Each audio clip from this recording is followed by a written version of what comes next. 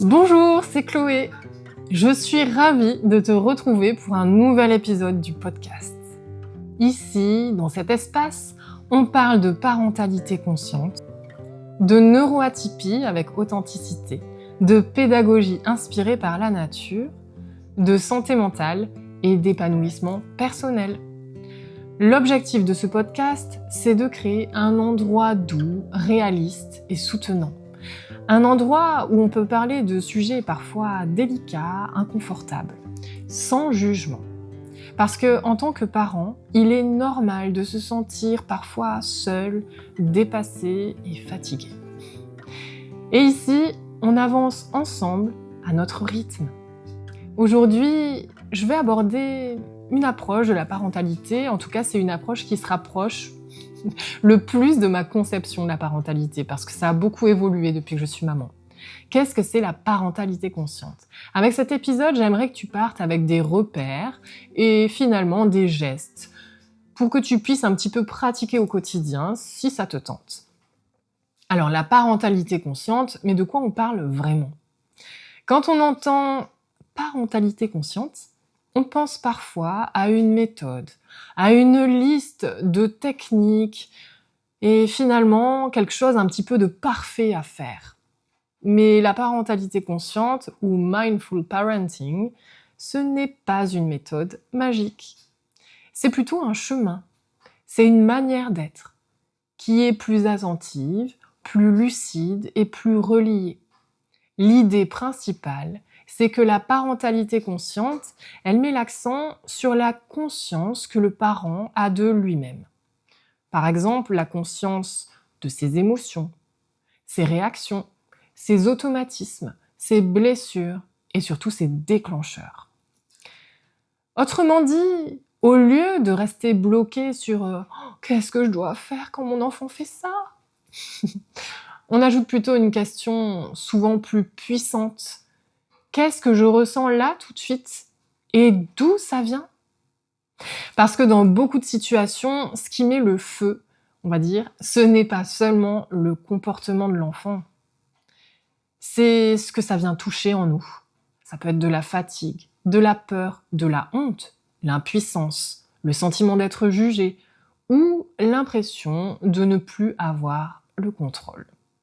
La parentalité consciente, c'est donc un changement de posture. L'enfant n'est pas un projet à optimiser. Et le parent n'est pas un simple gestionnaire de comportement.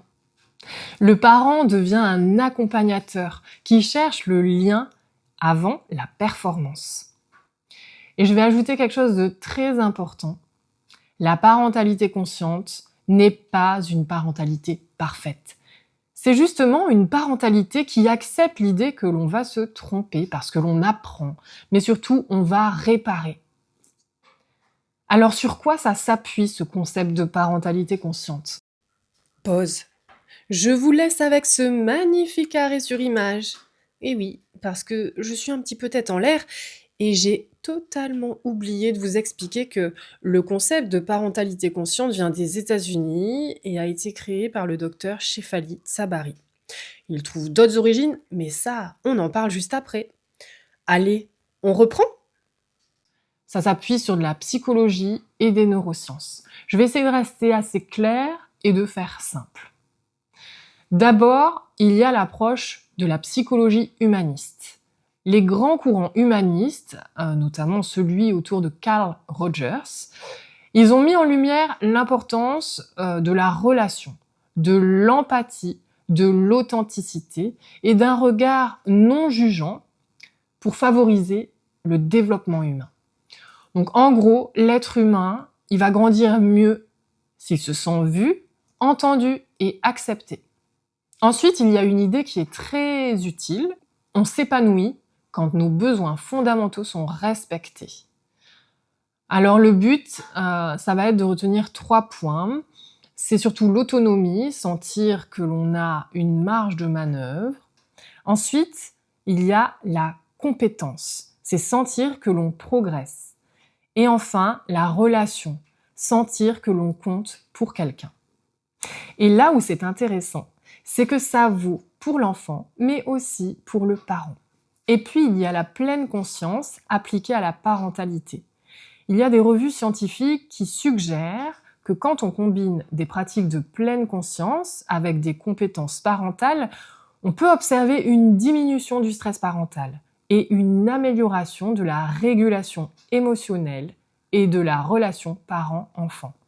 Alors, même si les recherches continuent d'évoluer et que les preuves ne sont pas toujours homogènes, eh bien, il y a quand même déjà des constatations qui ont été faites dans ce sens-là. Donc, ce n'est pas une baguette magique, mais il y a un signal clair. Apprendre à ralentir, observer, respirer, ça aide le système nerveux parental et ça change la qualité du lien. Alors, les 3 piliers de la parentalité consciente, c'est ce que je vais te proposer maintenant. Ils sont très concrets. Tu peux les voir comme 3 portes d'entrée si tu as envie de faire des tests, d'essayer et d'évoluer dans ta parentalité, en tout cas si ça te parle. Il y a d'abord le premier pilier, c'est la conscience de soi. La présence, ce n'est pas le fait d'être zen toute la journée. C'est juste repérer ce qui se passe en toi avant de réagir de façon automatique. Je vais te donner un exemple. Ton enfant renverse un verre. Si tu es reposé, tu peux te dire « ce n'est pas grave, on va nettoyer ensemble ». Par contre, si tu es épuisé, ça peut déclencher une explosion. Finalement, le problème, c'est souvent la surcharge et ce n'est pas le verre.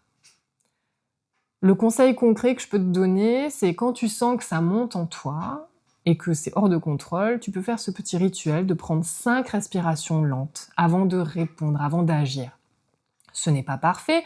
Le but, c'est juste de prendre une demi-seconde pour revenir à toi et avoir du choix. Le pilier 2, c'est la connexion avant la correction. C'est un principe simple mais puissant. Avant de corriger un comportement, on va chercher à rejoindre l'émotion. Donc un enfant qui crie, il n'est pas toujours en train de défier. Parfois, il est juste submergé et il n'a pas les outils pour savoir comment accueillir son émotion. Il est en détresse et il a besoin qu'on l'aide. Un conseil concret, c'est quand ton enfant déborde, commence par décrire ce que toi tu vois. Je vois que c'est très dur pour toi. Je vois que tu es frustré. Je vois que tu es en colère. Ça ne veut pas dire que tu dis oui à tout. Ça veut dire je garde le lien avant de poser la limite.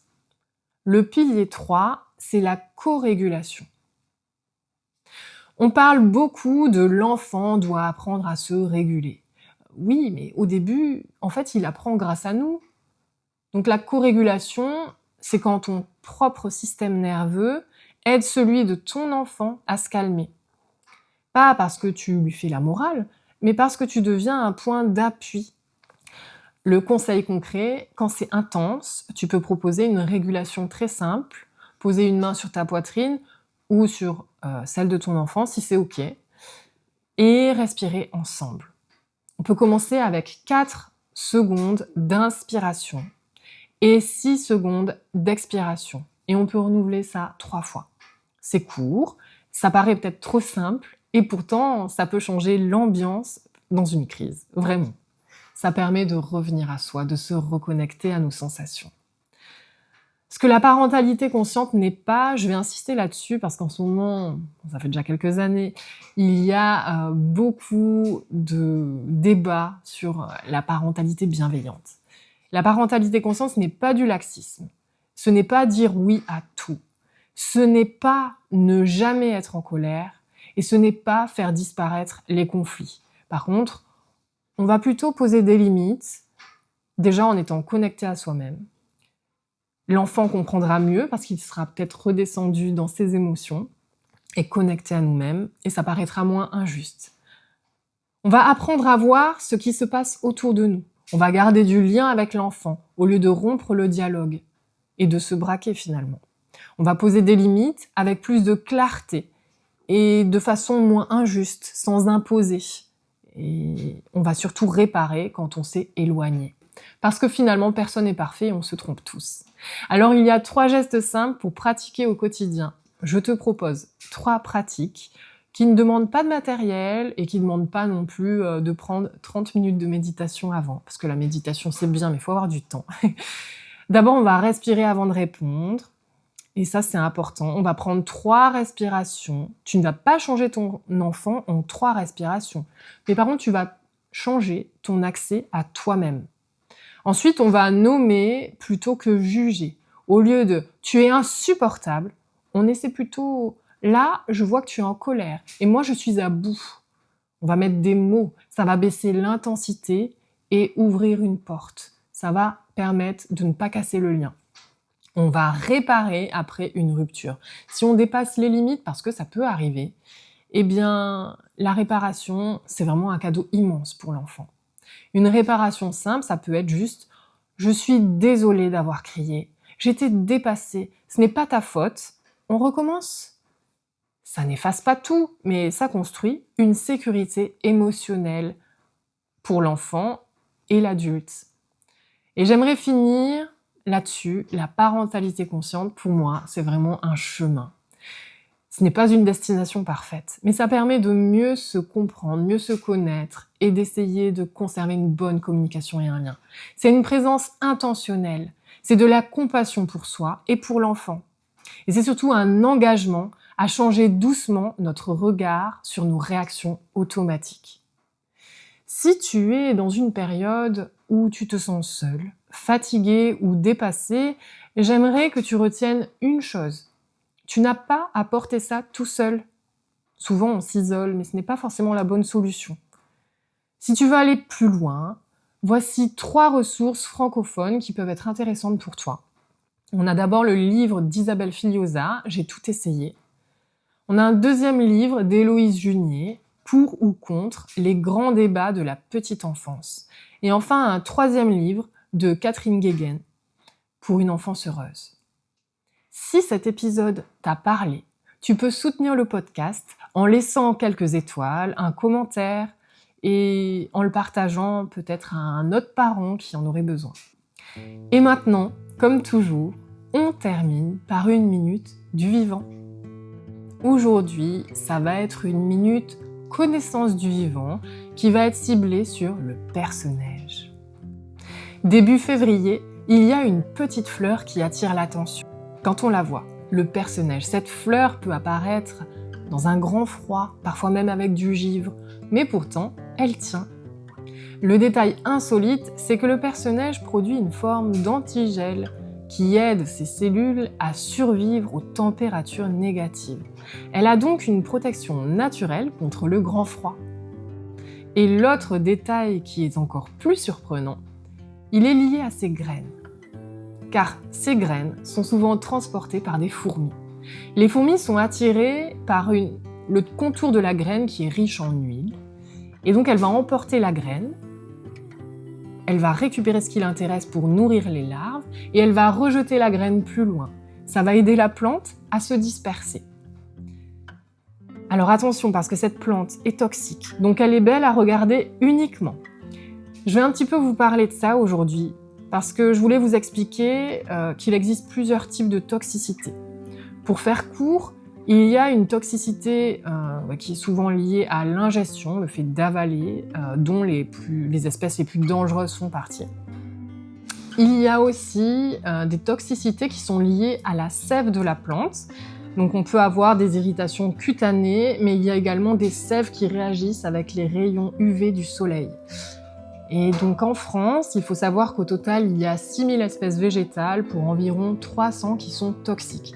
Mais 300 avec tous les degrés de toxicité confondus. Donc finalement, les très dangereuses, il n'y en a pas tellement. Donc pour prévenir finalement le danger des plantes, déjà on essaie d'identifier ce qui nous entoure, que ce soit dans la maison, parce que souvent elles sont très toxiques les plantes d'intérieur, mais aussi à l'extérieur. Et surtout, on surveille les tout petits. Si un tout petit patouille dans un jardin, on peut lui mettre des gants, ça peut nous rassurer, comme ça évite les contacts avec les sèves. On explique surtout une règle essentielle, on explique à l'enfant qu'il ne met rien en bouche sans avoir demandé à un adulte. En cas d'accident, il y a des démarches précises à connaître. S'il y a eu ingestion, on commence par retirer les résidus qui restent dans la bouche, on rince la bouche. Surtout, on ne demande pas à l'enfant de vomir, on ne lui donne pas de lait, on ne le fait pas boire sans avis. Et on appelle tout de suite le centre antipoison. Ils te diront exactement quoi faire selon la plante, la quantité ingérée et l'âge de l'enfant. Ensuite, on peut appeler le 15 s'il y a une gêne respiratoire, des troubles de conscience, des convulsions ou des symptômes vraiment sévères. S'il y a eu contact avec la peau ou les yeux, on peut rincer abondamment à l'eau et savonner si c'est possible. Et si on suspecte une plante phototoxique, donc qui réagit avec les rayons du soleil, on protège la zone du soleil. On peut consulter le centre antipoison s'il y a des réactions importantes, des cloques étendues sur la peau, des douleurs, un œil qui est atteint. On voit souvent les plantes toxiques comme nos ennemis, mais par exemple le perce-neige contient une composante qui s'appelle la galantamine. Et c'est une composante du médicament pour lutter contre la maladie d'Alzheimer. Donc pour moi, finalement, la meilleure prévention, c'est de s'informer et d'informer nos enfants. Et comme ça, on apprend plein de choses et surtout, on évite de vivre dans la peur. Aujourd'hui, je vais te proposer du coup un jeu, un mini-jeu waouh, un mini-jeu super sympa pour cette semaine. Tu pars en balade avec ton enfant et tu peux chercher des perce-neige. Tu peux observer la beauté de ces fleurs, généralement on peut les trouver vers l'ombre. Elles sont délicates et fortes à la fois. Et vous pouvez imaginer ensemble cette fleur avec son antigel. Vous pouvez imaginer ces graines qui font du stop avec les fourmis. Inventez une histoire autour de cette plante. Regardez s'il y a des fourmis autour, des traces de vie. On peut inventer plein d'histoires là-dessus. Et c'est trop chouette. Et j'adore justement ce symbole du perce-neige parce que même au cœur de l'hiver, quand il fait encore quand même très froid, la nature trouve toujours le moyen de résister. Si tu observes un perce-neige cette semaine, viens me le dire. Où est-ce que tu l'as vu? Justement, est-ce qu'il était plus à l'ombre ou pas, dans les bois, dans un jardin? Et surtout, quelles histoires vous avez pu imaginer autour de cette plante? Si c'est pas cette plante, qu'est-ce que vous avez pu justement observer comme autre plante? Ça peut être super chouette de s'inventer des contes autour de ça. En tout cas, je te remercie pour ton écoute. Je te dis à très bientôt. Passe une belle journée et on se retrouve bientôt pour un nouvel épisode. Ciao, ciao!